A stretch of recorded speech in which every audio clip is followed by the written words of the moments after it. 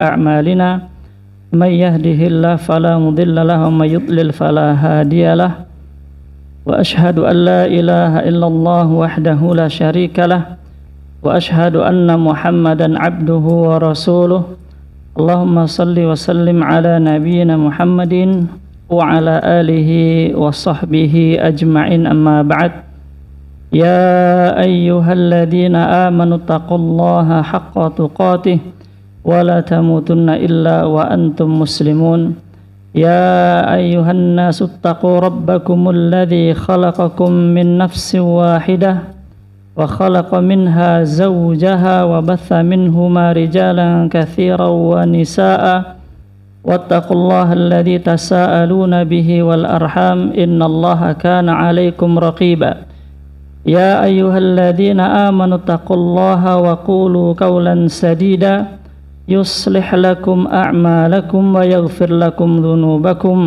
ومن يطع الله ورسوله فقد فاز فوزا عظيما ثم أما بعد فإن أصدق الحديث كتاب الله وخير الهدي هدي محمد صلى الله عليه وسلم وشر الأمور محدثاتها فإن كل محدثة بدعة وكل بدعة ضلالة وكل ضلالة في النار. Jamaah kaum muslimin rahimani wa rahimakumullah. Allah, kita akan meneruskan kembali pelajaran kita atau pembacaan kita terhadap sebuah kitab yang ditulis oleh Syekh Uthman Khamis hafizahullah ta'ala wa ra'a dengan judul Fabihudahum Iqtadih, dengan petunjuk mereka kita meneladani atau teladanilah. Kemarin masih membahas tentang kisahnya Nabi Adam alaihi salatu wassalam, di mana apa? Di mana beliau digoda oleh iblis untuk mau memakan buah larangan di surga. Yang ini merupakan ujian dari Allah Subhanahu wa taala dan merupakan rangkaian takdir Allah Subhanahu wa taala. Makanya nanti di akhirat apa? Salah satu hujah Nabi Adam adalah ketika Nabi Musa mempertanyakan tentang apa? Kesalahan Adam ini, Adam pun menjawab apa? Apakah dengan takdir Allah kalian akan mencelaku? Kenapa? Karena Allah menciptakan Adam dan Allah mengatakan kepada malaikat, inni ja'ilu fil ardi khalifah. Memang Allah akan menciptakan Adam sebagai apa? Khalifah di muka bumi. Jadi rangkaian ujian ini telah Allah Subhanahu wa taala tetapkan dengan takdir dari Allah Subhanahu wa taala. Tentunya dengan hikmah-hikmah yang Allah Subhanahu wa taala semata yang tahu. Kemarin dari ucapan beliau menukil firman Allah Subhanahu wa taala, wa asa Adamu rabbahu faghwa. Dan Adam telah mendurhakai Tuhannya, maka tersesatlah dia. Kata beliau, ai fi ta'atihi lisyaitan, di dalam mentaati syaitan, ya. Ketaatannya kepada syaitan itu apa? Seruan syaitan agar dia memakan buah larangan, dikarenakan ada beberapa hal yang membuat Adam terjatuh, ya kan ya? Dijanjikan bahwasanya buah tersebut adalah buah kekekalan. Memakannya akan mendapatkan apa? Keabadian dan kerajaan yang tidak pernah sirna. Atau Adam dan Hawa dijanjikan akan apa? Menjadi dua malaikat. Dan janji-janji yang lain. Bahkan iblis sampai apa? Sampai bersumpah dengan nama Allah Subhanahu wa taala. Maka Adam tidak menyangka ada makhluk yang seberani itu di alam semesta, padahal dia sedang bersama makhluk-makhluk yang mulia, yaitu dengan para malaikat. Sehingga apa? Sehingga kecondongan hati Adam untuk mempercayai apa?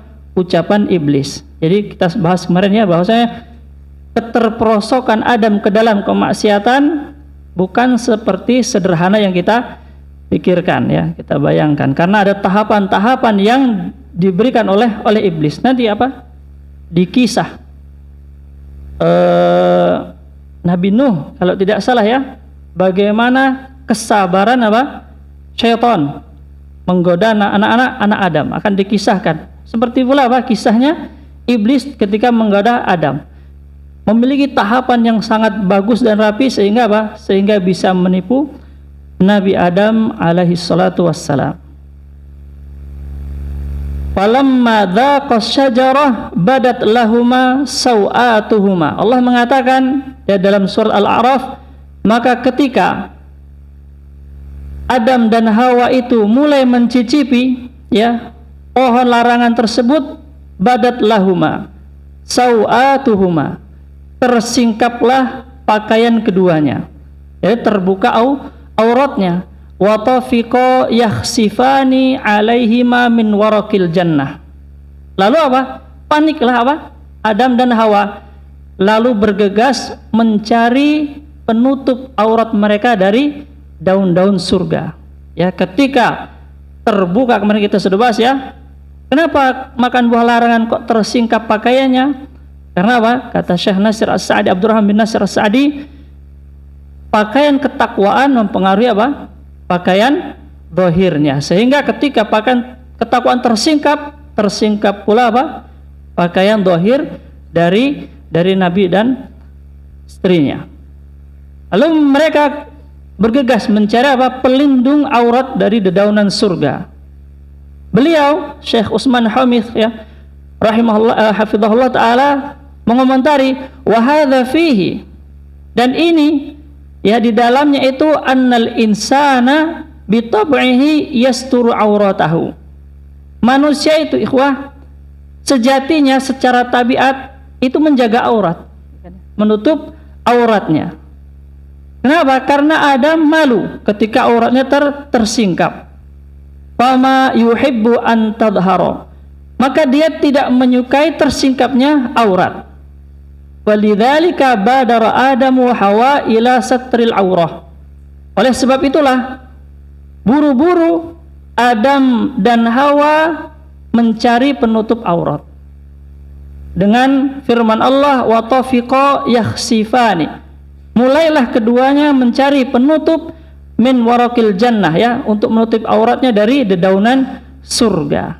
Ay yasturani aurataihima bihadhil auraq, yaitu kata beliau maksudnya adalah mereka berusaha menutup auratnya dengan daun-daun surga. Wa nadahuma, dan rabbuhuma, Tuhan mereka berdua Allah Subhanahu wa taala memanggil keduanya, memanggil Nabi Adam dan Hawa.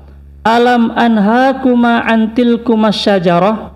Allah Subhanahu wa taala berfirman, bukankah aku telah melarang kalian dari kedua pohon tersebut? Wa aqul lakuma innasyaitana lakum aduwwum mubin, dan sudah aku peringatkan bagi kalian, sesungguhnya syaitan adalah musuh yang sangat nyata bagi kalian.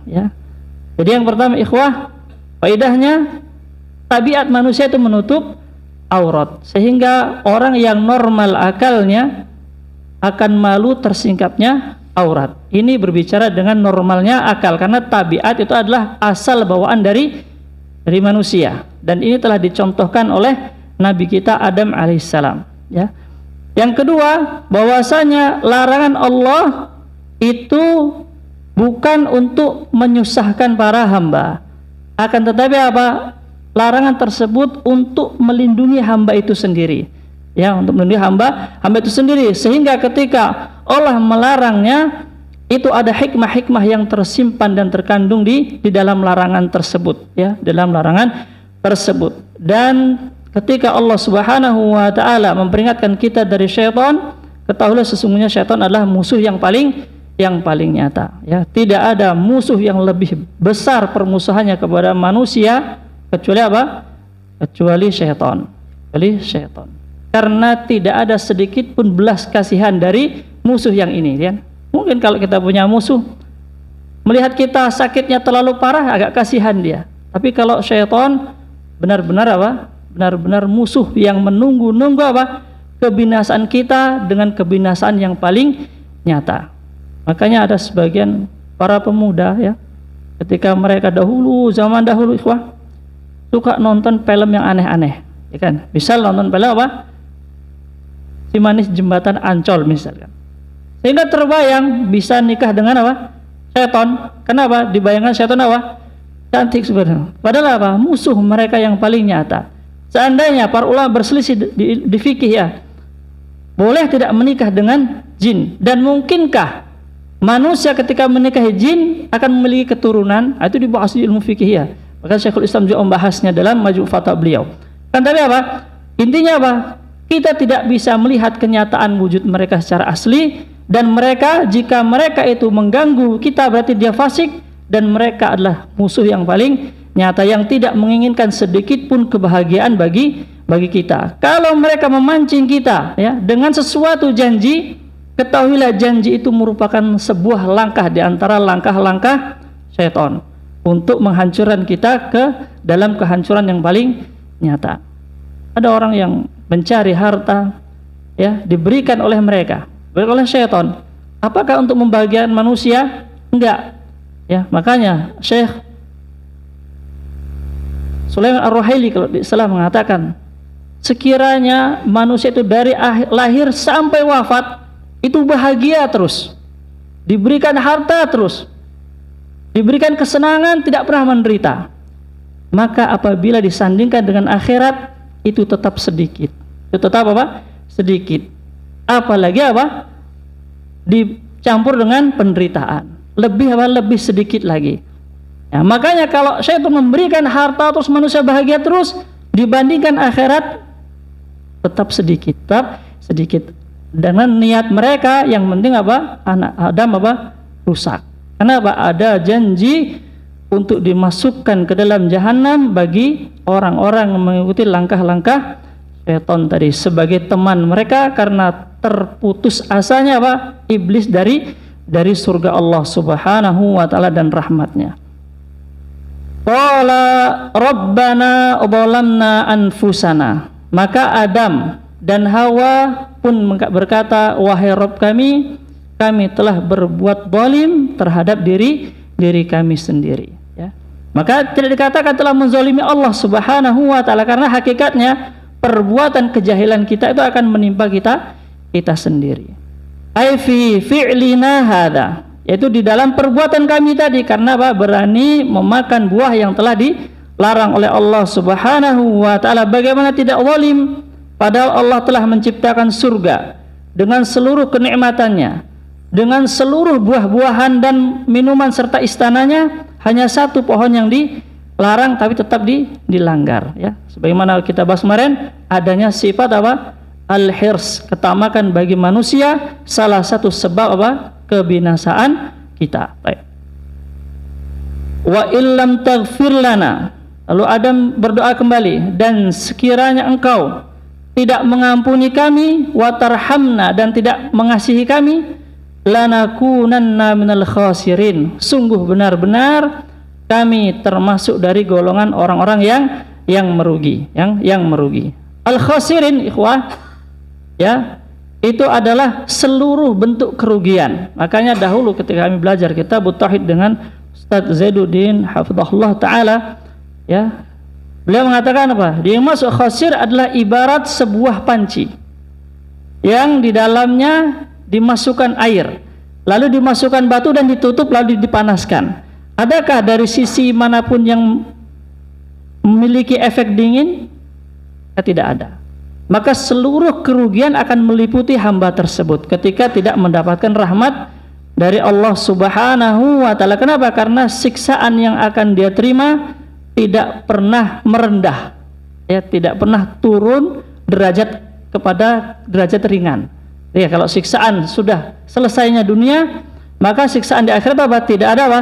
Tidak ada keringanannya lagi. Kalau disiksa jahanam ya seperti itu terus menerus, dan dia tidak akan pernah mati. Kenapa? Karena kematian sudah disembelih nanti di sana. Maka kita ulang tadi ya, bahwasanya seorang yang seandainya diberikan kebahagiaan dari awal hidup sampai wafat dibandingkan dengan akhirat tetap sangat sedikit, ya. Sangat sedikit. Taubatun wa nadamun wa aubah. Ini merupakan taubat dan penyesalan serta apa? Rasa ingin kembalinya Adam kepada Allah Subhanahu wa taala. Qala Allah tabaraka wa taala, Allah Subhanahu wa taala berfirman, qala habitu, ya, ihbitu, turunlah, ba'dukum li ba'din adu, sebagian kalian kelak akan menjadi musuh bagi sebagian yang lain, ya. Maka Adam pun apa? Dikeluarkan dari surga, diturunkan ke bumi, dan Allah katakan akan menjadi musuh bagi sebagian yang lain. Ini sudah kita saksikan. Walakum fil ardi mustaqarru, dan bagi kalian di bumi ada tempat tinggal. Wa mata'un ilahin, dan juga ada sedikit kesenangan sampai hari yang dijanjikan kelak, yaitu hari kebangkitan. Kalian akan tinggal di bumi diberikan apa? Kesenangan, ya. Ada sisi-sisi yang bisa kalian nikmati di sana, karena Allah Subhanahu wa taala telah menakdirkan seluruh kebutuhan hamba di bumi, ya, di bumi. Quwwatnya di sana ada bahan pokoknya yang berada di lautan, di air, di darat maupun di dalam bumi, yang Allah sudah sinkronkan dengan langitnya, ya, mataharinya, udaranya, bintang sebagai penunjuk arahnya, semua Allah sudah lengkapi di dunia ini. Antara kita dengan makhluk-makhluk lain, Allah Subhanahu wa taala telah berikan ikatan yang sangat seimbang. Maka ini merupakan bantahan bagi orang-orang yang mengatakan tidak adanya sang pencipta. Kenapa? Karena tidak mungkin sesuatu yang begitu teratur, terikat antara satu benda dengan benda yang lain tidak memiliki apa? Pencipta, ya. Dan ini merupakan kebesaran Allah Subhanahu wa taala. Makanya dikatakan dia dalam Al-Qur'an, wa fi anfusikum afala tubsirun, dan pada diri kalian sendiri terdapat tanda-tanda yang sangat besar, ya, tentang kekuasaan Allah jika kalian memiliki apa? Pandangan. Jika kalian tuh melihat. Kenapa? Karena memang ada keajaiban yang sangat besar di diri para hamba. Ada ikatan yang sangat erat, sangat kuat namun sangat halus, ya, antara makhluk dengan makhluk yang lain, antara anggota badan dengan anggota badan yang lain. Semuanya Allah Subhanahu wa taala telah ciptakan dengan sebaik-baik ciptaan, dan Allah bekali dengan kesenangan sampai nanti dibangkitkan pada hari kiamat. Qala fiha tahyauna, Allah mengatakan di dalam bumi nanti kalian akan hidup. Wa fiha tamutun, di bumi pula kalian akan mati. Wa minha tukhrajun, dan darinya pula kalian akan dibangkitkan, ya, dalam surat Al-A'raf. Wa yaqulullah tabaraka wa ta'ala fil ayatil ukhra, dan Allah Subhanahu wa ta'ala mengatakan dalam ayat yang lain, fatalaqqa adamu mir rabbih kalimat, maka Allah pun mengajarkan kepada Adam beberapa kalimat, fataba alaih, dan Allah menerima taubatnya Nabi Adam. Apa kalimatnya ikhwah yang diajarkan kepada oleh Allah kepada Nabi Adam? Yaitu kalimat Rabbana zalamna anfusana wa illam taghfir lana wa tarhamna lanakunanna minal khasirin. Ini adalah kalimat yang diajarkan oleh Allah Subhanahu wa taala kepada Nabi Adam agar dia bertobat dengan sering membaca doa tersebut, ya. Dan ini juga kita jadikan tauladan, hendaknya kita sering membaca doa ini sebelum kita meminta doa-doa yang lain, ya. Bertaubat dahulu lalu meminta yang lainnya. Asy-syajaratu allati akala minha Adam, pohon yang Adam makan darinya. Di sini ikhwah kita tidak akan baca, karena apa? Karena penulis sendiri mengatakan li'annallaha lam yadhu' li ibadihi dalilan 'ala dzalika fil Qur'an wa la nabiyya fis sunnati shahihah. Allah dan Rasulnya tidak meletakkan dalil tentang pohon apa itu, ya. Idzan ayya syajar akala minha Adam wallahu a'lam. Kalau begitu enggak ada yang tahu tentang nama pohon itu, maka pengetahuannya di sisi Allah. Karena begitu maka kita tidak baca. Kenapa? Dibaca pun tidak diketahui pohon apa itu. Walaupun nanti di sana orang-orang Yahudi menamainya dengan pohon syajaratul ma'rifah, pohon pengetahuan. Ya, pohon pengetahuan, sehingga gereja-gereja mereka, ya, itu memerangi ilmu pengetahuan. Kenapa? Karena Adam rusak Adam keluar dari surga karena apa? Makan ilmu pengetahuan. Maka mereka apa? Menutup ilmu pengetahuan. Akhirnya ada terjadi revolusi besar menentang apa? Menentang gereja mereka, terpecahlah apa? Mereka menjadi beberapa kelompok karena keputusan-keputusan dari pendeta-pendeta mereka. Wallahu a'lam bissawab. Al-jannatul lati kharaja minha Adam alaihissalam. Kata beliau, surga yang Adam keluar darinya. Khuliqa Adamu salawatullahi wassalamu alaihi yaumal jum'ah. Adam itu diciptakan pada hari Jumat oleh Allah Subhanahu wa taala. Kama qala Nabi sallallahu alaihi wasallam, sebagaimana Rasulullah sallallahu alaihi wasallam bersabda, wa fihi, dan di dalamnya ay fi yaumil jum'ah, pada hari Jumat, udkhilal jannah, Adam dimasukkan surga. Wa fihi ukhrija minha, dan pada hari Jumat pula Adam dikeluarkan dari surga. Adam dilahirkan atau diciptakan di hari Jumat, dimasukkan surga hari Jumat, dan dikeluarkan pula pada hari Jumat, dan kelak akan dibangkitkan pula pada hari Jumat. Atau Allah alam ya, atau kiamat yang terjadi pada hari Jumat. Maka hari Jumat hari raya bagi kita karena terdapat banyak kisah ya, dan hari-hari besar di dalam hari tersebut. Wal jannatul lati ukhrija minha Adamu qila, dan surga yang Adam dikeluarkan darinya dikatakan innaha jannatul ma'wa. Sesungguhnya surga itu adalah surga al-ma'wa, surga yang nanti manusia akan kembali kepadanya. Al jannatul lati takunu fil akhirah, yang sekarang ada di akhirat ya. Wa qila innaha jannatun fil ard, dan ada yang mengatakan pula bahwasanya surga yang ditempati Adam dahulu itu bukan surga akhirat tapi surga dunia. Surga dunia. Berarti terjadi perselisihan surga apa yang ditempati Adam masa lalu. Wallahu a'lam. Walakin jamaahiru ahlil ilmi ala annahal jannatul lati sayadkhuluha al-mu'minuna yaumal qiyamah. Akan tetapi mayoritas ya para ahli ilmu mengatakan bahwasanya surga yang Adam menempati lalu dikeluarkan darinya adalah surga yang nanti akan dimasuki oleh orang-orang beriman pada hari kiamat. Berarti surga itu cuman satu, kata beliau ya, yaitu surga yang Nabi Adam pernah tinggal dan Nabi Adam pernah dikeluarkan, dan di sanalah nanti beliau akan kembali lagi. Bidalili anna an-nasa indama ya'tuna Adam fi hadis syafa'ah al-masyhur, dengan dalil bahwasanya manusia kelak akan mendatangi Nabi Adam pada hari kiamat pada pembahasan tentang hadis syafaat yang sangat masyhur ya. Wa yaquluna lahu, lalu manusia akan meminta kepada Adam, ya Adam anta abul bashar ya. Ketika di hari kiamat setelah dibangkitkan, manusia akan menunggu proses ditegakkannya hisab ya, yang waktunya sangat panjang. Waktunya sangat panjang, puluhan tahun.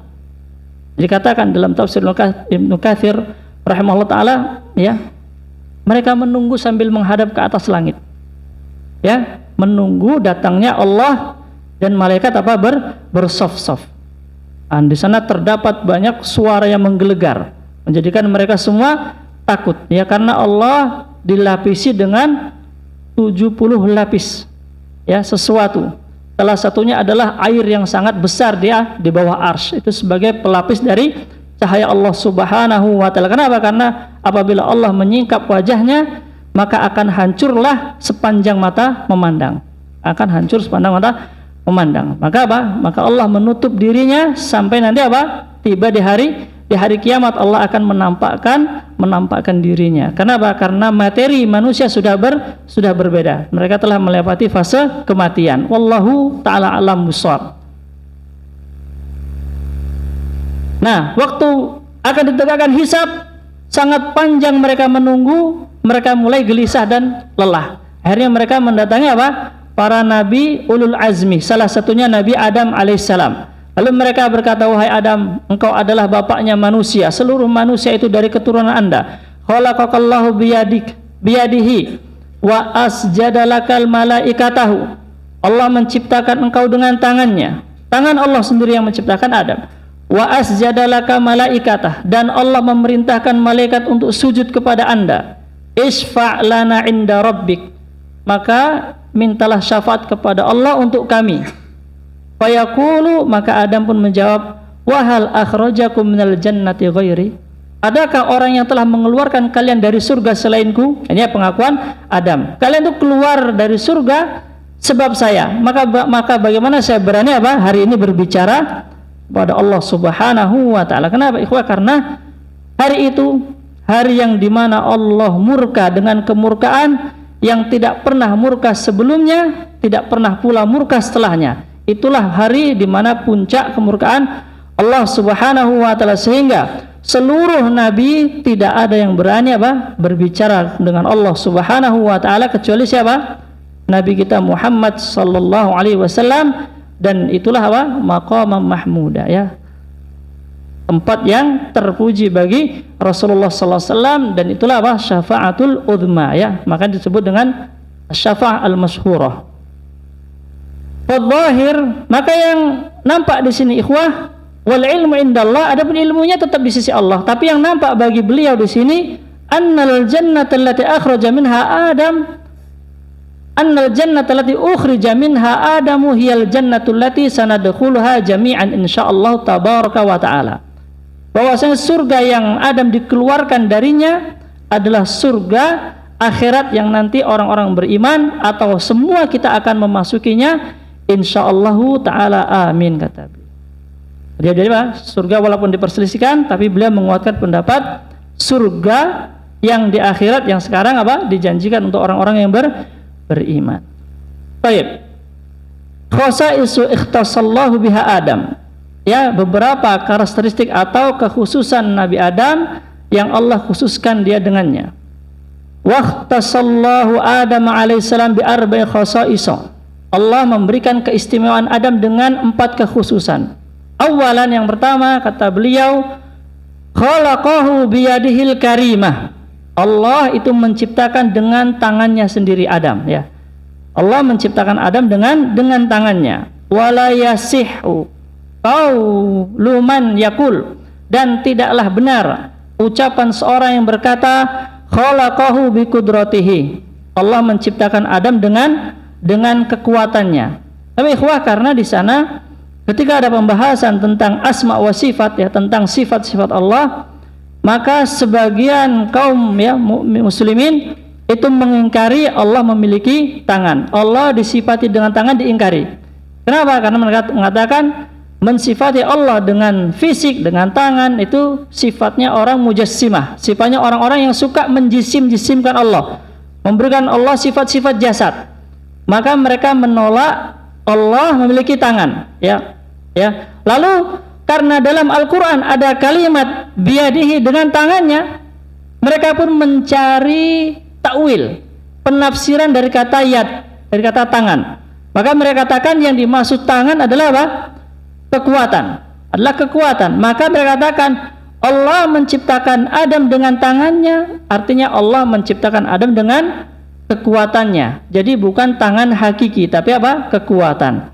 Maka di sini ada cacat dalam pembahasan. Kenapa? Li'annallaha 'aba 'ala iblis. Karena Allah itu telah mencela iblis. Ya kan? Wa qala, dan Allah mengatakan, "Ma mana'aka an tasjuda lima khalaqtu biyadayya?" Wahai iblis, apa yang menghalangimu untuk sujud kepada makhluk yang aku ciptakan dengan tanganku? Kalaulah, kata beliau, tangan itu dimaksudkan dengan kekuatan, maka siapa makhluk yang tidak diciptakan dengan kekuatan? Semua kita diciptakan dengan kekuatan Allah Subhanahu wa taala. Walau kanal maqsudu qudrah wal quwwah. Sekiranya yang dimaksud dengan tangan Allah adalah kemampuan dan kekuatan, lakana iblis yaruddu 'ala Allah. Niscaya iblis pasti bisa membantah Allah Subhanahu wa taala. Dan iblis akan berkata, ana aidan khalaqtani biyadik. Berarti saya juga diciptakan dengan tanganmu, ya kan, dengan kekuatanmu. Li'annaka khalaqtani bi quwwatika wa qudratik. Karena engkau, wahai Allah, juga menciptakan aku dengan kekuatan dan kemampuanmu. Ya, akan tetapi iblis a'lamu minal ladina ankaru. Akan tapi iblis itu lebih paham dengan orang-orang yang mengingkari sifat-sifat Allah Subhanahu wa taala. Ya, makanya iblis tidak membantah Allah. Wa huma yadani haqiqatani taliqani billah. Maka yang dimaksud tangan, kata beliau, adalah keduanya adalah tangan hakiki, tangan yang layak bagi keagungan Allah Subhanahu wa taala. Kenapa? Karena kita punya tangan. Makhluk dengan makhluk saja tangannya berbeda, ya kan ya? Tangan Andi dengan tangan laba-laba pasti beda. Walaupun kita katakan keduanya punya tangan, maka mengatakan tangan Allah, kalau Allah disifati dengan tangan berarti sama dengan makhluk, itu salah, kan? Tidak mungkin. Kenapa? Karena kita sandarkan tangan Allah dengan keagungan Allah Subhanahu wa taala. Maka tidak kita rinci, ikhwah. Oh, tangannya Allah begini, enggak, kecuali di atas dalil. Makanya sebagian asatidz atau ulama kita ketika mengatakan tangan, dia tidak mengangkat tangannya. Kenapa? Karena takut ada penggambaran dari makhluk. Rumah saya bilang, maka Allah menciptakan iblis dengan tangannya, apa yang antum lihat? Tangan saya. Maka tasawurnya kepada tangan makhluk.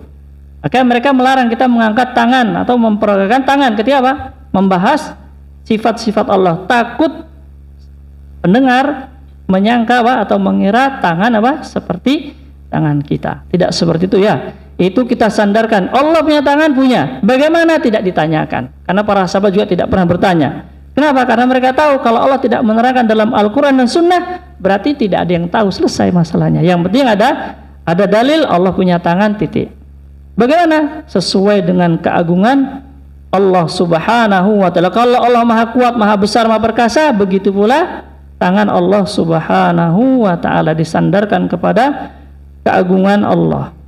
Ka'aidina abada, laisat ka'aidina abada, bukan seperti tangan kita. Liqaulihi ta'ala, berdasarkan firman Allah, laisa kamitslihi syai', tidak ada yang semisal dengan Allah suatu apapun.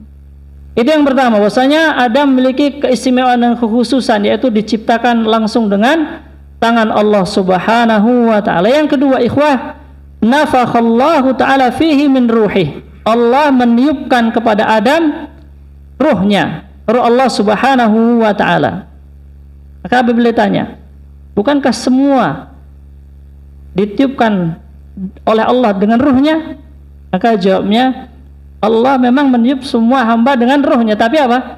Tapi Allah Subhanahu wa ta'ala tidak menyandarkan ruh tersebut kepada ruhnya, ya kan? Hanya beberapa makhluk. Ini sebagai bentuk pemuliaan dan kekhususan. Misal Allah katakan Baitullah, yang dimaksud apa? Mekah Al-Mukarram. Kenapa? Disandarkan rumah Allah untuk memuliakan rumah tersebut. Syahrullah Al-Muharram, bulan Allah. Maksudnya apa? Ya, bulan yang dimuliakan oleh Allah Subhanahu wa taala, Muharram. Artinya apa? Disandarkan kepada Allah untuk memuliakan ya benda tersebut, ya zat tersebut. Jadi apa? Allah mengkhususkan Adam dengan disandarkannya ruhnya dengan Allah Subhanahu wa taala sebagai pemuliaan bagi Adam. Yang ketiga, asjadalahu malaikatahu, Allah memerintahkan para malaikat untuk sujud kepada Nabi Adam alaihissalam, ya, dan tidak ada yang semisal beliau di masalah ini, ya. Allah memerintahkan para malaikat seluruhnya sujud kepada Nabi Adam, dan tidak ada yang mengetahui jumlah malaikat kecuali Allah Subhanahu wa ta'ala. Kenapa? Karena malaikat itu sangat banyak. Bahkan dikatakan setiap ruas 4 jari ada barisan malaikat di langit sana. Berarti apa? Sopnya rapat dan banyak, serta besarnya hanya Allah yang tahu. Kenapa? Karena diceritakan apa? Antara pundak, ya, sampai ke daun telinganya itu sejauh perjalanan 700 tahun burung terbang. Wallahu a'lam, ya. Jadi sangat tinggi antara apa? Daun telinga, ya, sampai apa? Sampai pundak malaikat. Jadi kalau dibayangkan dari kepala sampai kaki, wallahu a'lam, itu pemikul arsy. Maka apa? Besar, banyak, dan apa? Dan jumlahnya tidak ada yang tahu kecuali Allah Subhanahu wa ta'ala. Dan di sebagian besar mereka disuruh, ya, sujud kepada Adam. Itu kemuliaan dan kekhususan Adam. Yang keempat, kata beliau, a'lamahullahu asma'a al-asya'i kullaha. Allah mengajarkan kepada Adam seluruh nama segala sesuatu. Jadi Allah Subhanahu wa taala apa? Salah satunya apa? Kemuliaan Adam, Allah mengajarkan seluruh nama-nama yang ada, ya. Ini adalah 4 kemuliaan Nabi Adam dibandingkan dengan apa? Dengan makhluk-makhluk yang lain. Wa qad dzakara Allah tabaraka wa taala Adam alaihissalam fil Qur'anil Karim 16. Allah menyebut Nabi Adam dalam Al-Qur'an sebanyak 16 kali, ya. Jadi apa? Adam disebutkan dalam Al-Qur'an sebanyak 16 kali. Ikhwah, berakhir tentang kisah Nabi Adam alaihissalam, ya. Adapun nanti apabila ada kisah-kisah lain yang menakjubkan, maka silakan nanti di cross check dan ditanyakan kepada para asatidah yang memiliki keahlian atau kekhususan dalam ilmu hadis. Kenapa? Karena banyak beredar kisah-kisah yang mungkin tidak sesuai dengan dalil dan tidak sesuai dengan sanad-sanad atau kriteria kita, hal-hal yang disepakati atau disahkan oleh para ulama dari sisi kekuatan hadisnya.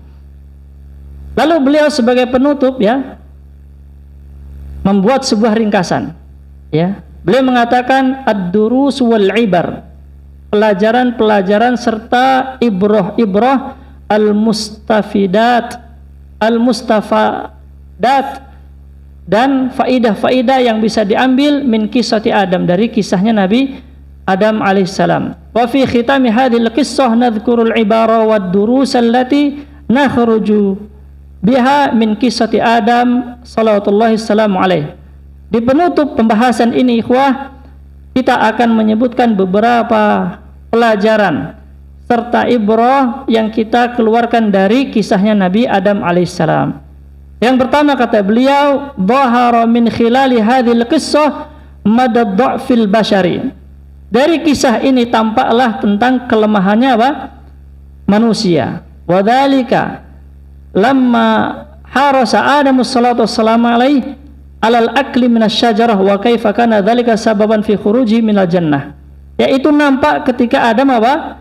Memiliki rasa tamak untuk apa? Untuk memakan hanya sebuah pohon di antara pohon-pohon surga, dan bagaimana sebab keluarnya Adam dari surga, ya. Bagaimana kisah keluarnya Adam dari surga itu menampakkan kelemahan manusia, ya. Tanpa bimbingan Allah Subhanahu wa taala, maka apa?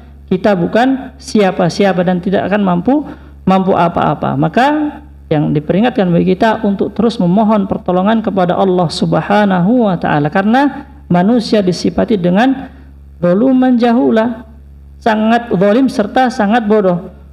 Jadi manusia dia disifati dengan kelemahannya, suka berkeluh kesah, maka tanpa bimbingan wahyu kita bukan siapa-siapa. Maka ikhwah, ya, kayaknya tidak mencukupi untuk dibaca semua.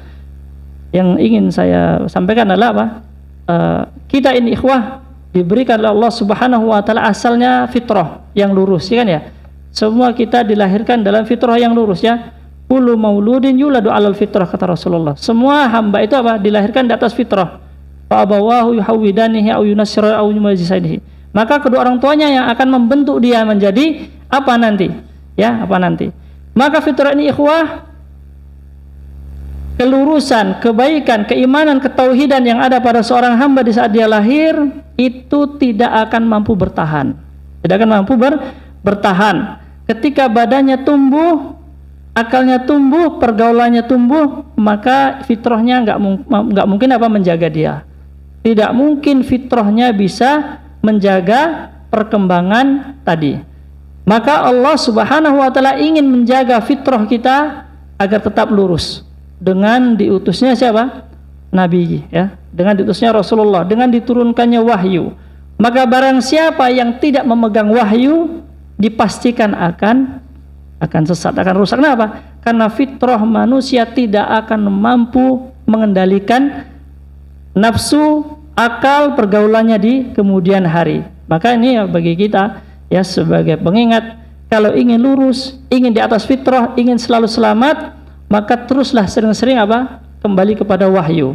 Pada wahyu, seringlah membaca Al-Qur'an, seringlah membaca hadis. Kenapa? Karena itulah senikmat-nikmatnya apa? Kenikmatan yang Allah Subhanahu wa taala turunkan kepada kita dan memberikan kepada kepada kita, karena tanpa itu seluruh kenikmatan yang ada akan hilang, akan hancur, ya, akan rusak, dan kita akan kembali ke tempat yang paling yang paling buruk, ya, kembali yang paling buruk. Maka jagalah nikmat tersebut dengan sering membaca Al-Qur'an dan sering-seringlah mendengar hadis-hadis Rasulullah sallallahu alaihi wasallam. Baik, tsaniyan kata beliau, bayanu madar rahmatillahi tabaraka wa ta'ala lamma taba ala Adam indama taba ilallah. Penjelasan betapa luasnya rahmat Allah Subhanahu wa ta'ala saat Allah Subhanahu wa ta'ala itu menerima taubatnya Nabi Adam ketika Adam bertaubat kepada Allah Subhanahu wa ta'ala, ya. Ketika Adam bertaubat, Allah terima taubatnya. Kenapa Allah mensifati dirinya Tawwabur Rahim. Allah Maha penerima menerima taubat dan Maha penyayang, ya, Maha penyayang. Baik. Innal insana idza zallat qadamuhu, sesungguhnya manusia itu apabila kakinya tergelincir, fa inna malja'ahu ilallahi tabaraka wa ta'ala, sesungguhnya tempat bergantungnya, tempat berpegangnya dan tempat bersandarnya adalah Allah Subhanahu wa ta'ala, kama kana al-halu minhu alaihissalam, sebagaimana kondisinya Nabi Adam, ya. Ketika kakinya tergelincir, kemana dia lari? Dia lari kepada Allah. Dia mengatakan, Rabbana dzalamna anfusana wa illam taghfir lana wa tarhamna lanakunanna minal khasirin. Ya, wahai Rabb kami sudah zalim kepada diri kami sendiri. Sekiranya Engkau tidak mengampuni kami, tidak merahmati kami, niscaya kami benar-benar termasuk dari golongan yang akan merugi. Ya, ini jadi peringatan dari beliau bahwasanya ketika kaki kita tergelincir, maka hendaklah buru-buru bertaubat dan kembali kepada Allah Subhanahu wa ta'ala, dan jangan menundanya. Karena taubat yang diterima adalah min qarib, orang yang bersegera untuk bertaubat, tidak menunggu, karena tidak ada yang tahu usia kita, ya. Adam diberi usia yang panjang tapi dia bertaubat dengan segera kepada Allah Subhanahu wa ta'ala, fataba alaih, lalu Allah menerima taubat dari Nabi Adam alaihissalam, ya. Yang kedua, ikhwah, sebagai penutup, kita semuanya adalah dai di muka bumi. Tugas kita adalah berdakwah. Tugas kita adalah menyeru manusia. Tapi bukan berarti kita yang terbaik di antara mereka. Tidak boleh meremehkan manusia. Kenapa kita bahas ini? Karena pelajaran dari pembahasan Nabi Adam, ya, bahwasanya bahwasanya kita ini banyak yang ketika kita sudah bertaubat kepada Allah, lalu kita melupakan dosa kita masa lalu, kan begitu ya? Ada satu dosa yang mungkin tidak bisa diampuni kecuali dengan taubat terus sampai kita wafat. Bisa jadi seperti itu. Dan banyak. Apalagi kita hidup, ya, bermasyarakat, bergaul di zaman fitnah, perempuan di sana, perempuan di sini, tontonan di sana sini. Bisa jadi setiap hari dosa yang kita lakukan lebih banyak daripada amalan soleh. Maka tugas orang yang beriman kepada Allah tentang hari akhir, tentang dahsyatnya hari pembalasan, hendaknya dia terus bertaubat dan terus merasa malu dengan amalan dia di sisi Allah ketika bersanding dengan manusia, tidak merasa mulia ketika berhadapan dengan orang-orang lain. Kenapa? Karena yang wajib bagi kita terus bertaubat, tidak menjadikan diri kita, ya, menjadi orang yang seakan-akan mulia dan seakan-akan taubat kita di masa lalu telah diampuni oleh Allah Subhanahu wa ta'ala. Adam diberikan usia yang sangat panjang, semua diisi oleh taubat. Ya, Adam diberikan usia yang sangat panjang semua diisi oleh taubat, oleh ibadah. Dan di akhir pembahasan, Adam takut berbicara kepada Allah dan tidak berani meminta syafaat. Padahal dosanya cuma memakan buah larangan. Maka siapa kita dibandingkan Nabi Adam alaihissalam? Mungkin itu yang bisa saya sampaikan. Wassallallahu ala nabiyyina Muhammadin wa ala alihi wa sahbihi ajma'in. Subhanakallahumma bihamdik asyhadu an la ilaha illa anta astaghfiruka wa atubu ilaik. Assalamualaikum warahmatullahi wabarakatuh.